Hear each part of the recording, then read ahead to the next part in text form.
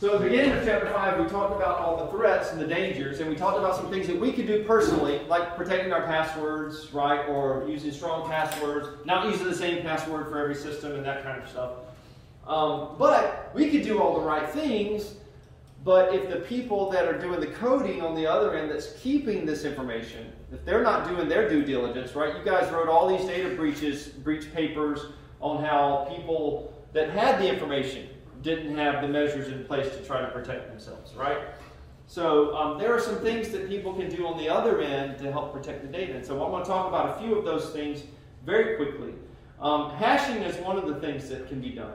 So the idea with hashing is hashing might be a way to store passwords in a database. Okay, so there's some methods for hashing. Some common ones are MD5, SHA.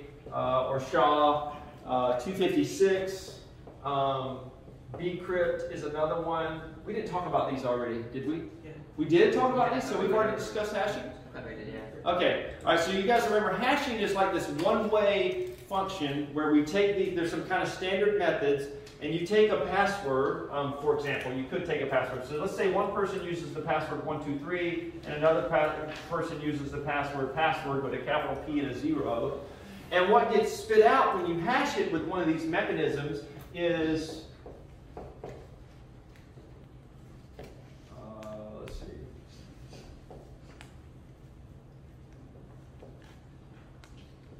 All right, I'm just going to say that. 1, 2, 3, 4, 5, 6, 7, 8, 9, 10. Is that 10? Yes, 10. And so the other one's like,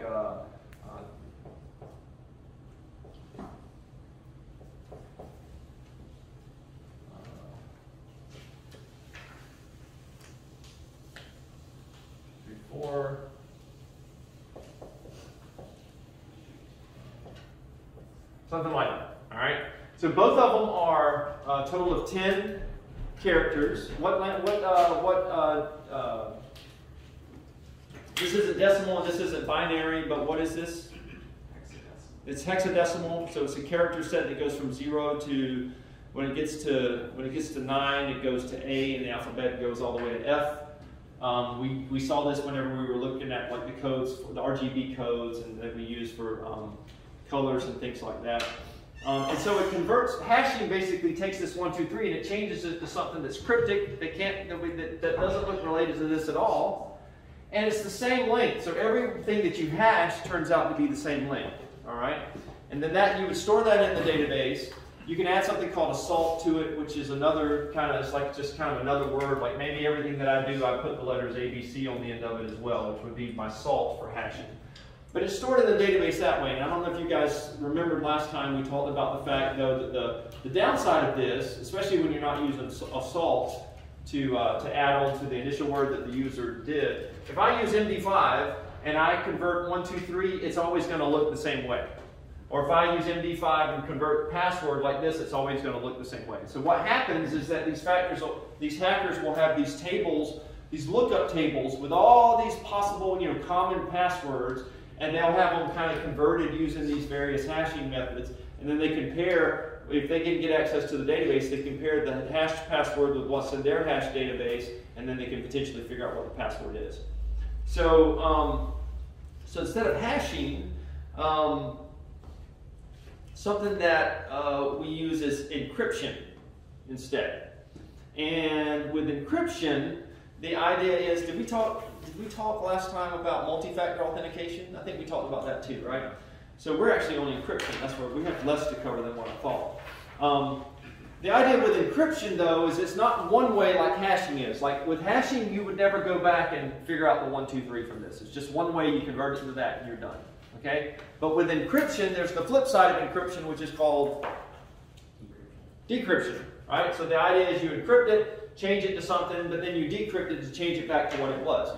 And so when you're using HTTPS in a browser, it's taking all of that information and it encrypts it into something that's not legible, right? Something that we can't read. But that's not any benefit if when I send the information to the server as a client and it's encrypted, it's no benefit to the server unless the server can decrypt it on the other end and see what I initially sent, right? So with encryption, you got to have decryption as well. And just to kind of give you a simple example of encryption, decryption, you will have a key generally associated with that, which helps you know how this particular, whatever it was that you encrypted, how you encrypted this particular one. So let me just write a couple definitions real quick down for you. Encryption, a simple form of cryptography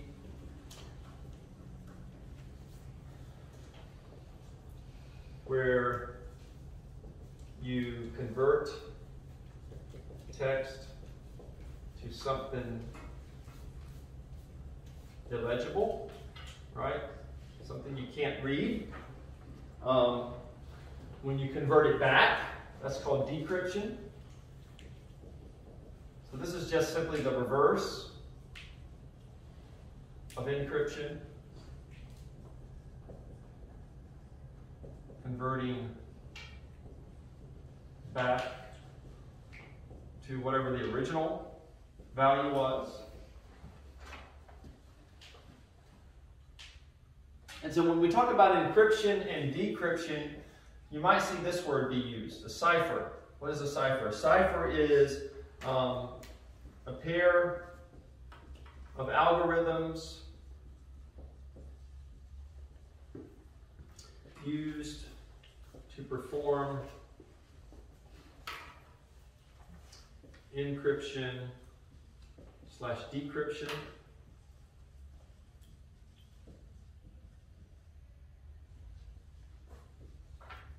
And the key may also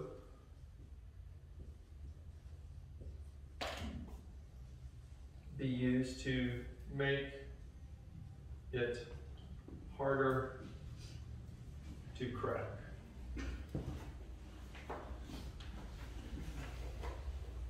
All right?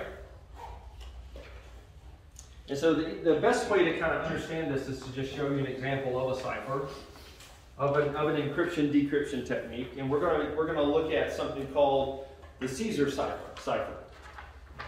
And so with the Caesar cipher, the idea is that I have a message. We'll just say my message to you is happy. All right? Happy. And what the Caesar cipher says is that we're going to take all of those letters and we're going to shift them in a certain direction, so many characters in the alphabet. All right? So let's say, for example, and so the amount that we're going to shift it, that's what we refer to as the key for our Caesar cipher. So we're going to use the Caesar cipher with a key. We'll just do something simple. The key is equal to 3. Okay, so what that means is we're going to take every letter and we're going to shift it 3 places to the right in the alphabet. So instead of H, H-I-J-K. So the H becomes K as we shift 3 places to the right. Right? The A becomes B, C, D. It becomes D, P, Q, R, S. So both the P's are S and S. And then the Y, we get the Z, and we flip around to the beginning of the alphabet, A, B. So this becomes B. So K, D, S, S, B becomes the encrypted version. That's right. K is our encrypted version of happy. Right? But this is encryption because we used an algorithm. What is an algorithm? How do I think about that term algorithm? Anybody want to take a stab at that? Explain it in a simple way. It's a formula of how to execute something. Yeah, it's just kind of a set of rules how we're going to do a particular process, right? A formula is a good way to think about that. It can be something really complex, like for example, Google has an algorithm that they use to crawl web pages and build their list of data, from that web page, so that whenever you search for apples, it's going to take you to a site that's actually relevant to apples, right? So they've got all their set of rules. They've got a big algorithm that's sort of proprietary to them as to how they do that process. So it can be a complicated process, or it can be something really simple. So in this case here, the algorithm simply look at each letter, go 3 places to the right in the alphabet, and that's our new word. Well, that was really easy to go in the reverse direction, right? If I want to figure out this is the encrypted version, right? This is the encrypted version of our word. I could go in the reverse direction and get back to this state, and this would be the decrypted version of our word, right? So they work together. All right. How hard do you think it would be to crack the Caesar cipher? Not hard. Not hard at all, right? Especially if you got a computer, right? I mean, if I use a really big number, I could even use a number like 1,000 where it kind of loops around and around, but still a computer, it wouldn't take it long to figure out something meaningful. And especially if you've got a lot of information, like a big piece of text, and you know, you've got, if it didn't, like if it was happy, I don't know, if it had the word "the" in there and a bunch of text, "the" is a really common English word, so you would see these 3-letter words and you might guess that's what it is, and then you could figure out how far they're shifting it and all that. It'd be really easy to crack something like this particular cipher. There's something though called the Vigenère cipher that I wanted to show you guys, which makes this a little more complicated. And the Vigenère cipher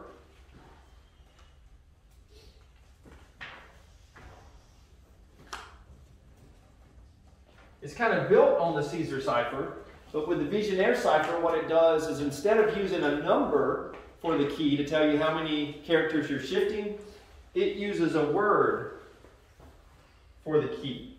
So, for example, it might use a key equal to farm. All right? And so it works like this. If you think about the alphabet laid out to where you go A, B, C, D, E, F, G, and so forth, and you number each of those starting with 0, because we like to do that in the computer world. So A is 0, B is 1, C is 2, so forth. And so now we take this same word, happy, and we convert it using the Vigenère cipher with the key farm. Well, what we do, since F corresponds to 5, right, when we've laid out an alphabet like that, A corresponds to, let me write it down here, F equals 5, A equals 0, R would equal 17, and M would equal 12. So the way it would work is whenever you went to convert the H, you would go over 5 places. So you would go H, I, J, K, L, M, right? So that would be what the H becomes. But then when you get to A, you use the next letter in our key. A is equal to, the next letter in our key happens to be A as well. It's equal to 0, so we don't move over at all, so we just bring that letter down. When we get to P, P is equal to 17, because the next letter in our key is R. And so we go from P, we start at P, and we go P, Q, R, S, T, U, V, W, X, Y, Z, A, B, C, D, E, F, G. So the P's become G, G both, but the next P doesn't become G. Why? Because now we're on the M in our key, which is 12, so we take that P and we go 12 from P, so we go P, Q, R, S, T, U, V, W, X, Y, Z, A, B. So B becomes this. And then now that we're at the end of our word farm, we start over again with F, which is equal to 5. And so we take the Y and we move it 5 over to convert it to Y, Z, A, B, C, D. So Y becomes D. So this is what happy would be when you encoded it using the Vigenère cipher, using a key of farm. Do you see how that would be much harder to crack? Because it makes it much more difficult to just look. I didn't even know that. Like here, I could see since this was SS, I knew those had to be the same letter. I don't know that here. G and B turn out totally different with the Vigenère cipher. And you can make it even more complicated by, like if you had multiple words, the happy guy, we'll just say that, right? If you made all the spaces actually be another character in the alphabet, then it would be, the spaces wouldn't even show up where you thought they would. So you could make this even more complicated that way. So I just wanted you guys to see that what a cipher was and how encryption, decryption works. This is what we call symmetric key encryption. Symmetric key encryption. And what we mean by that is that the same key is used to encrypt as to decrypt. Right? So like in the case of both the Caesar cipher and the Vigenère cipher, We use a key of 3 here to encrypt it. We use the same key to decrypt it. Farm the same way, 1 to decrypt, 1 to encrypt, and 1 to decrypt. But you could also have what we refer to as asymmetric key encryption. So this uses the same key,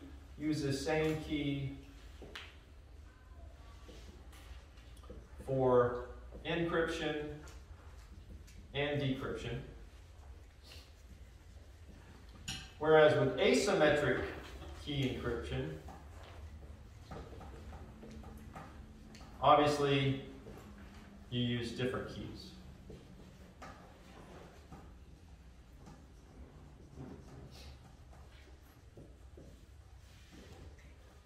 And so this is certainly more complicated and harder to crack, because if you figure it out one way, you still don't know how to figure it out the other way, right?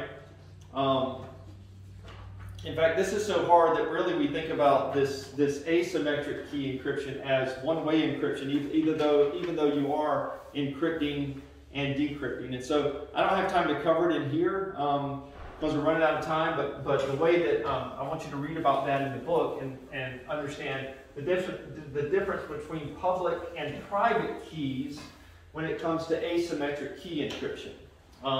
Because here's the thing. If we're going to use 2 different keys, one to encrypt and one to decrypt, let's say I encrypt something and I give it to you, but then you need another key.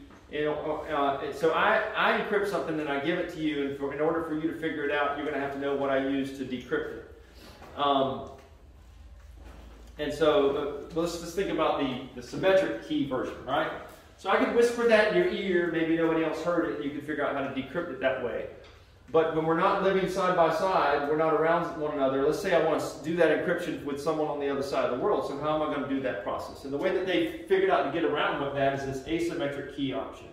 And so what happens is I will publish a public key to be used for encryption, and so I give that key to everybody. So if you want to send me a message, you use my public key to encrypt that message and send it to me, all right? But then I have a private key, which is the only thing that can be used to decrypt that message.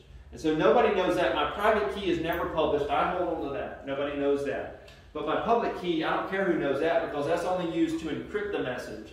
And then the private key can be uniquely used to decrypt the message. And so that's the way this whole public-private key thing works.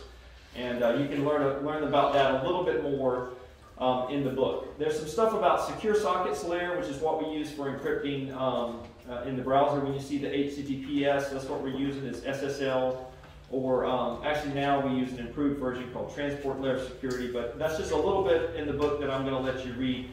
Here's your assignment for next week. So next week, count on a quiz. All right, so I'm going to give you, I'll post the reading assignment online as well as a homework assignment. And for your homework assignment, I want you guys to come up with your own way to encrypt a particular phrase.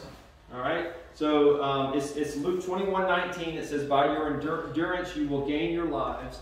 So I'll give you guys the verse, and you're going to come up with your own method of encryption and explain that to me. And show me how you did it. Show me what you encrypted it to, and then you should be able to explain your method to me so I can decrypt it. So you can do something sort of based on what you read in the book or what we've discussed here in class, or you could come up with something totally new and wow me with that. But that's the goal this week. The assignment will be to come up with your own form of encryption to just show you that anybody could do it, right? You can have any sort of method for doing it. Yes? Could we write it in code? Could you write it in code as in? Have the code encrypted? So you guys can give me the code that I could decrypt it by? Sure. Yeah, that would be awesome. If I make a spread, like a thing that says exclamation mark means A, period means B, use that and have an entire sheet of it and just write. You can do that, like kind of a key for someone to use. Yep, you can do that as well. That would be a little more cumbersome because you have to pass that around. But that is encryption and decryption, right? Yeah, I might do that. I probably am also going to send you guys a little video. It's only like 10 minutes long. But is anybody familiar with the Enigma code machine? Yeah. Right, so the Nazis use? We went over that in history class. Oh, did you? Okay. So this is kind of a cool video that if you think this is, cryptography is kind of neat, it would be worth watching. I'm not going to test you on that, but basically the Nazis thought they'd come up with something that could not be decrypted. And the Allies decrypted it and intercepted a lot of useful information. that I don't know if they could say make an argument that that's how we won the war, but it certainly helped. You know, I think so- it was the U-boats were sinking a bunch of transport ships with Right. stuff, and that's why we were able to encrypt it, save a bunch of food, because Britain basically was talking about it. Yeah, right. Yeah.